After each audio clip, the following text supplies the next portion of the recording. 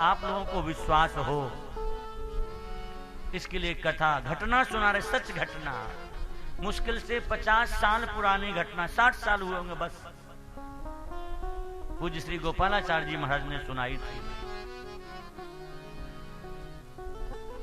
सच घटना है। ये घटना इसलिए सुनाई जाती कि व्यक्ति के हृदय का विश्वास पुष्ट हो कि आज भी अगर कोई इस तरह से संबंध बनाए तो ठाकुर जी आज भी विश्वास पूर्वक उसके संबंध का निर्वहन करते हैं। अयोध्या के उस पार, सरजू जी के उस पार एक ब्राह्मण रहते थे। बहुत ध्यान से सुनना। उनकी एक बेटी थी। हर महीने अयोध्या राम जी का कनक भवन दर्शन करने जाते। वो बच्ची को संग लेके गए। कथा हो रही थी, कथा सुनने लगी। कथा में कोई महात्मा कह रहे थे कि जिसको कोई ना हो वो ठाकुर जी को बना लो, ठाकुर जी निर्वाह करते हैं। छोटी बच्ची थी वो। कथा के बाद महात्मा से मिली, कहा बाबा मेरे कोई भाई नहीं है, क्या मैं राम जी को भाई बना सकती? कहा बेटा जरूर बना सकती हो। और वहीं उसने संबंध लिया। हमारे यहाँ संबंध लिया भी जाता है संतों से। आज से ये चारों मेरे भाई हैं, राम लक्ष्मण भरत शत्रुघ्न, और वो संबंध का निर्वाह करती। रक्षाबंधन आता, रक्षा सूत्र लेके आती। बहुत संपन्न घर की नहीं थी, गरीब थी। कुछ मिठाई लाती बना के, भैया का मुंह मीठा कराना होता, नहीं मिलता कुछ तो केवल गुड़ लेके आती, पर आती जरूर। कई साल लगातार चलता रहा। कभी नहीं आ पाती तो रक्षा सूत्र भेज देती वो। धीरे धीरे कन्या बड़ी हुई, विवाह की योग्य हो गई। पिताजी को विवाह की चिंता हुई, विवाह पक्का भी हो गया। जब विवाह की तिथि सुनिश्चित हुई, ये बेटी एक दिन बैठ के रो रही थी। रिश्तेदार आए थे, माँ मौसी सबने पूछा बेटा क्यों रो रही हो? इसने कहा मेरा विवाह होगा। और विवाह में कुछ रस्म ऐसी भी होती हैं जिसमें भाई की जरूरत पड़ती है। अब तक तो मैं राम जी को भाई मानती रही, तो क्या विवाह की रस्म को पूरा करने के लिए वो अयोध्या से आएंगे, या मुझे ऐसे ही रहना होगा? इसकी जो मौसी थी उसने कहा बेटा रो मत, मेरा जो बेटा वो भी तो तेरा भाई है, वो आएगा, सारी रस्मों को पूरा करेगा, हम बुला लेंगे। समय बीतता गया, विवाह का दिन करीब आता गया। इसने निमंत्रण कार्ड सबसे पहले अयोध्या भेजा। उसमें ये लिख दिया कि मैंने अपनी ओर से संबंध निभाने में कमी नहीं रखी। जब मेरा कुछ काम होता मैं आती, रक्षाबंधन पर टीका करने को सब समय आई, लेकिन प्रभु अब आपकी बारी है।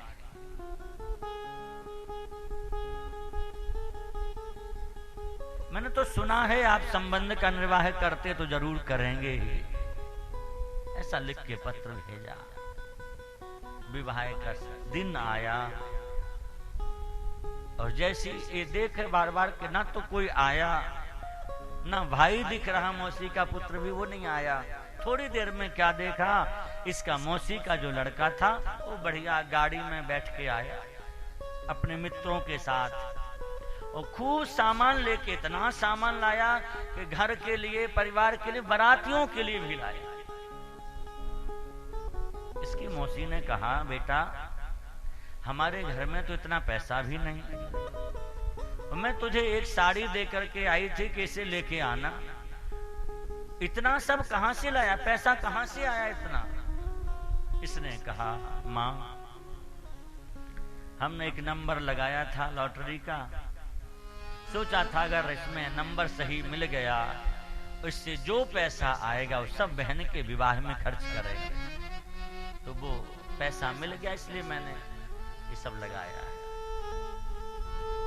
सब रस्म की उसने। जो जो भाई की रस्में होती सारी पूरी की। मंडप के नीचे गोद में लेके बहन को बिठाया।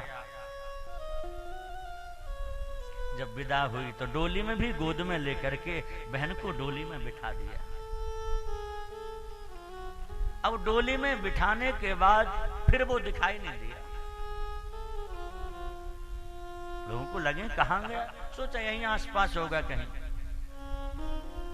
लेकिन अभी डोली आगे बढ़ी नहीं थी, बढ़ने वाली थी। क्या देखा, सामने से इसकी मौसी का जो बेटा था वो आ रहा था।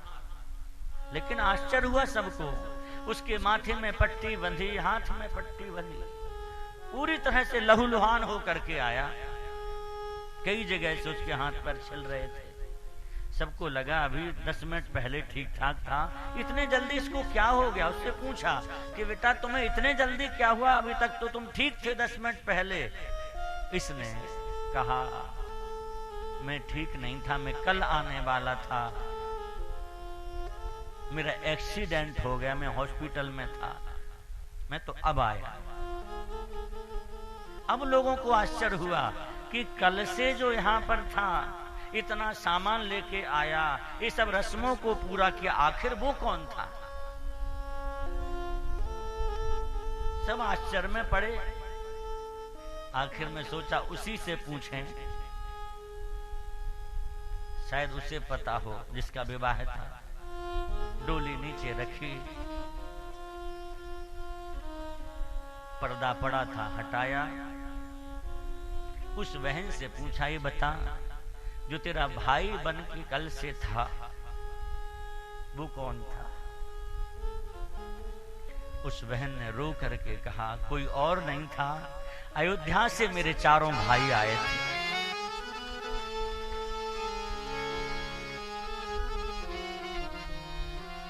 उन्होंने संपूर्ण रस्मों को पूरा किया। इस कलिकाल की घटना है। हम निवेदन करें आप संबंध बनाओ तो सही विश्वास पूर्वक। भगवान आज भी निर्वाह करते,